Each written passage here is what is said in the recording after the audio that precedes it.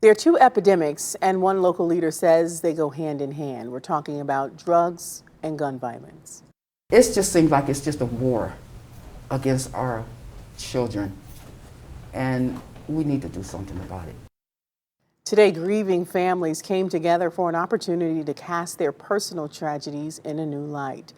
It's all thanks to an effort by one woman who knows all too well the trauma that follows tragedy.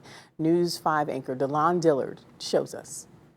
With each scoop of dirt, a sense of hope. I was with my son that night. For Deborah Gordon, 11 years have done little to heal the hurt in her heart. 5 hours later, my son was gone. After her son Dennis died at 32 years old. My son he had an accidental suicide off of opiates. She knew something was wrong when the father and husband hadn't checked in for 2 days when he usually talked to his mom daily.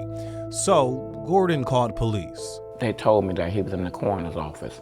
Friday, she sought comfort and healing at the Tree of Life, a celebration of life for those who have lost their lives to drugs or violence. Crime and drugs, they go like my organization, hand to hand.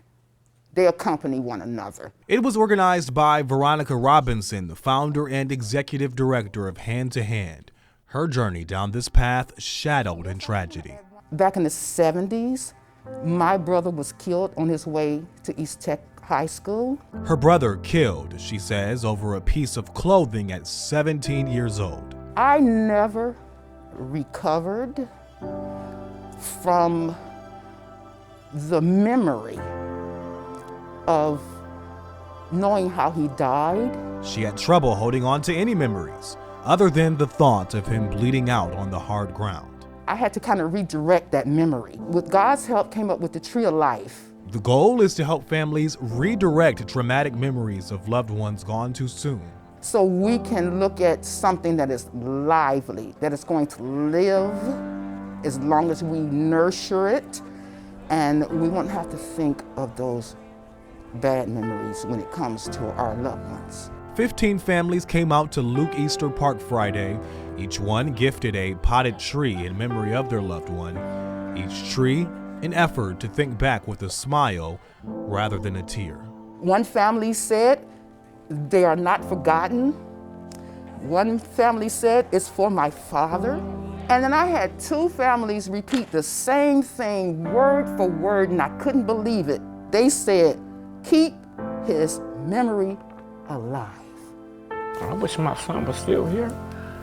I think about my son every day. While it can erase their loss, I miss my child. it can give them something to hold on to and nourish besides pain and grief. I never thought that I would get so many people that need this service. And something to hope for while they continue their journeys forward without a piece of their heart. I had to learn that there is a God that's healing me and always there with me and always there for me. Delon Dillard, News 5.